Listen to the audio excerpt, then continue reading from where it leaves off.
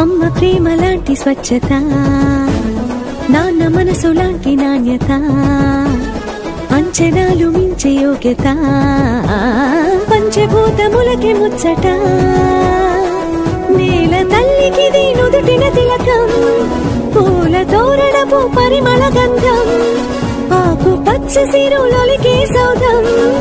కాంచనాల కల తీర్చే స్నేహం, అదే ప్రఖ్యాతి, అదే ఘన కీర్తి, అదే అనుభూతి, అదే అనుభవం,